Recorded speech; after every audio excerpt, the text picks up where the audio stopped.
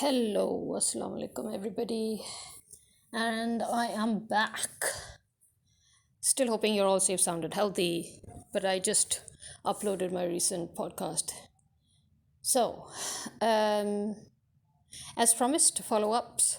As I said, the integrity of Islamabad High Court was under question, it was deemed suspect. So I guess they took that into account, knowing that the public was already pretty suspicious. And so they finally made a sensible decision as per law.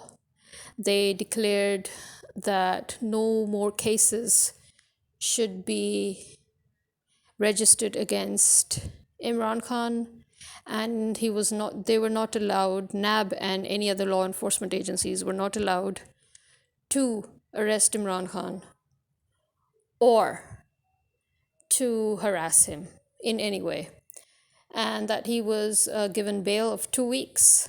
But I also again find that very, very dangerous, that he's given bail of 2 weeks, which means anything can happen. And there's one thing that is really laughable. It's beyond ridiculous.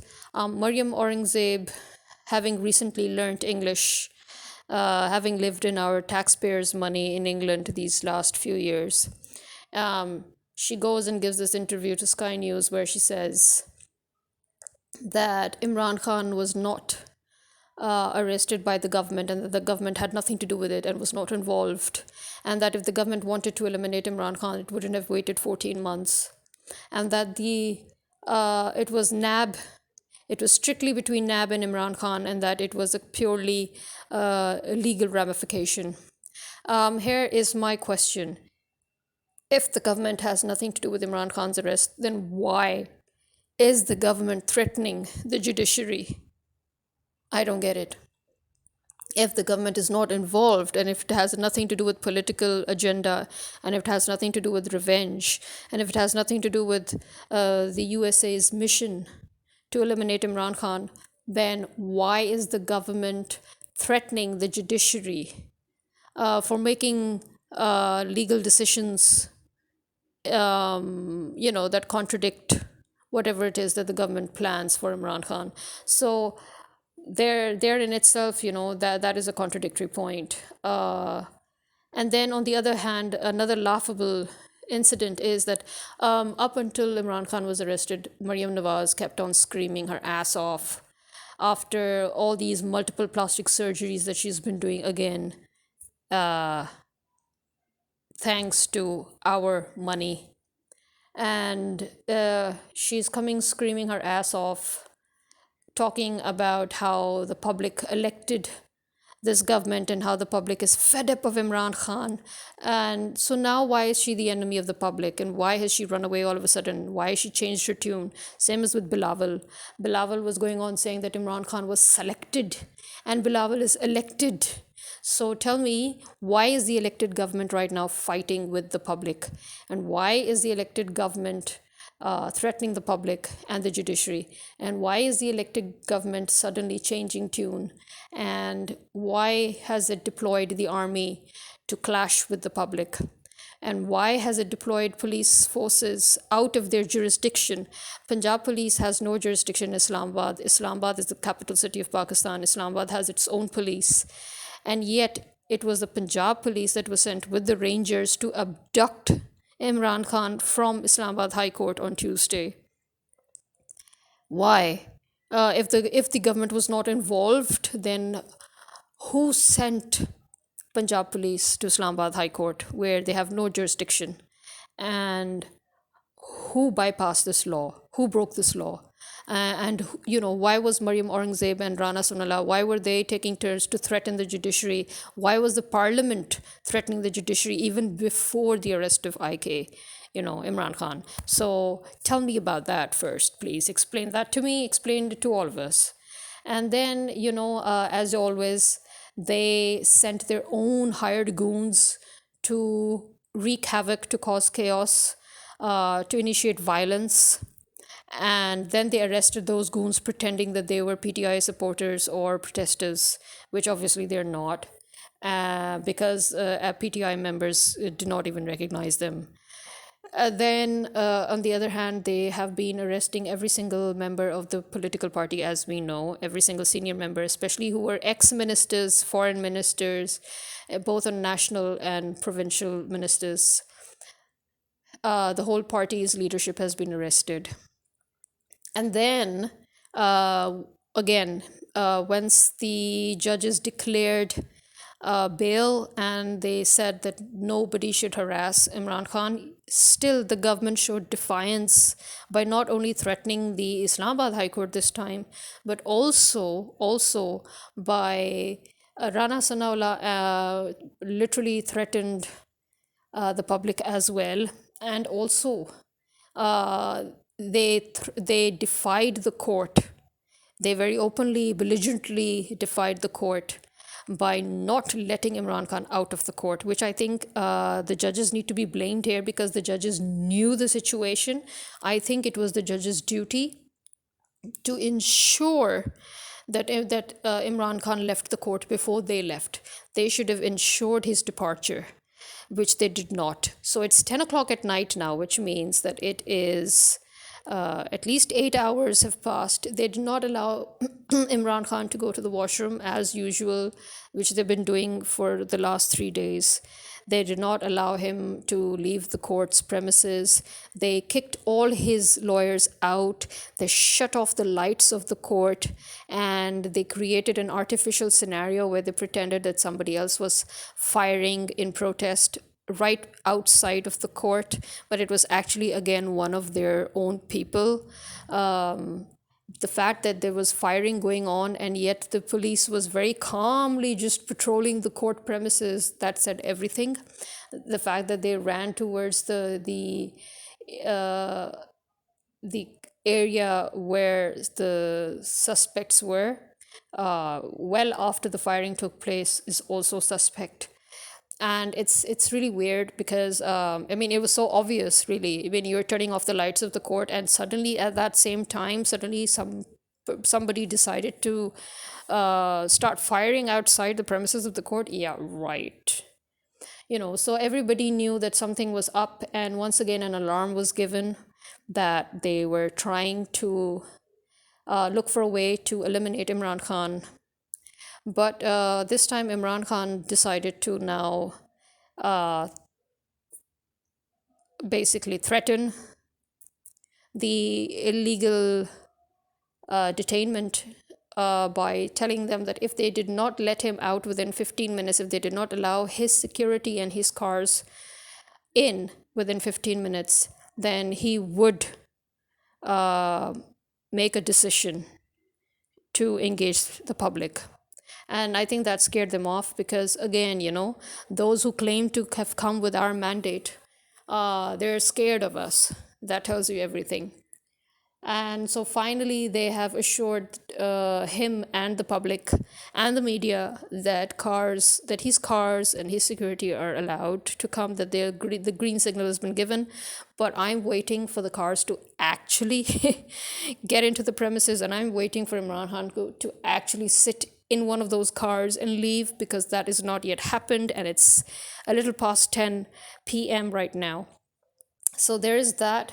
And I mean, there are a lot of, as usual. I mean, it's beyond ridiculous how our government, illegal government, U.S. imported government, has so openly gone against the public, so openly, so fearlessly told everybody that they're above the law, that they have only one master, and that's the United States of America. And the fact that they are basically telling us that Pakistan is all but sold out, and that they're just trying to finish the last mission, eliminate the last threat, the last obstacle before the US sets its foot in. And it's I wouldn't call it alarming, because this is something that the country was moving towards. This was the direction the country was moving towards with these people in power. And it was to stop this from happening that we put Imran Khan up there as prime minister. But obviously, because he did not have the full government support, he failed and he was unceremoniously toppled by the United States because he wouldn't budge. And it's even more funny that the UK, which is also hugely responsible for this whole situation, giving refuge to terrorists in England, Nawaz Sharif and Altaf Hassan, both wanted criminals, living there in luxury in the UK. And the UK actually has the gall to say that it's our internal matter. You created this shit. You have our money. You wouldn't return our money to us. You chose to instead give your spies refuge in your country. And you're the ones who are behind all of this. You're the ones who have been constantly interfering. And that is where another question comes in, which proves my point. If this was Imran Khan's tenure and all this was going on, I bet you 100 times, America, UK, they would have been the first to close down their embassies and call back everybody. And then other countries, other Western countries would have followed suit. Now, when Pakistan is truly unstable and there is a war brewing, nothing from the UK or the United States, nothing from other countries. Nobody's saying, oh, Pakistan is dangerous. Nobody's recalling their ambassadors. Nobody's closing the embassies. Nobody's recalling their diplomats. Nothing. Everything is fine and smooth. Fine and dandy. Why? Why? I mean, seriously, why? Why haven't you recalled your diplomats? Why haven't you closed down your embassies? Why? Because you are involved, because everything is going exactly as you planned. And now America's shitting its pants because the anti-American sentiment has once again risen so high. They thought that it was only because of Imran Khan that we became anti-American. You're wrong. We've been anti-American for quite a while when we've seen the way you've been manipulating us or trying to manipulate us. And right now, the dollar's strength in Pakistan has more than tripled even. So the rupee has crashed, and it has been crashing on a daily basis. Shahbaz Sharif, he has this weird thing where he always does something and then he makes remarks on his own doings as if it is done by somebody else. So his latest remark, his latest statement being, pushing Pakistan on the brink of crisis. Well, hello, who's doing that? Imran Khan's definitely not doing that. You're the one, you're the prime minister. You're rushing off to England to take orders from Nawaz Sharif, who in turn is taking orders from God knows who. And then you come rushing back in order to tell the rest of the government what to do. I mean, how idiotic can you be? How stupid do you think we are? You think that this 2 weeks bail is going to calm the public down. The public is not stupid. Again, you're not dealing with your generation, who are hypocrites and who love to turn a blind eye and are cowards. You're dealing with our generation and the generation beneath us. And we are anything but cowards and hypocrites. So we call a spade a spade. So we're just looking for a chance to kill you all off, to be very honest, because there is only one way to deal with a fascist government. There's only one way to deal with a cruel and sadistic government, and that is through cruel and sadistic ways. Okay, there's only one way. Anybody who says otherwise is a liar or extremely stupid, because history proves that. History proves that the only way to kill a cruel king, the only way to get rid of a cruel king, is to kill him cruelly, or just kill him, right? So these people need to be eliminated. The people who really need to be eliminated are the PPP, the PMLN, the PDM, the whole caboodle.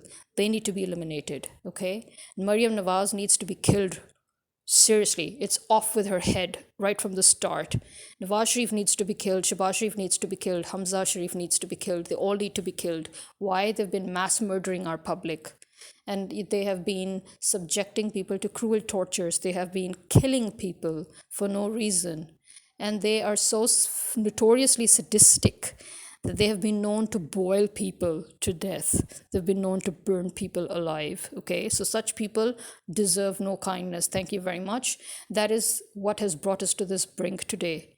Excessive kindness, which is actually essentially cowardice, because sometimes justice is not peaceful, it's not kind, it's ruthless, it's cruel, it's sadistic. It's an eye for an eye and a tooth for a tooth. So you can't say that, oh, they've killed everybody, but let's not say anything to them, let's not do anything to them. That's not justice.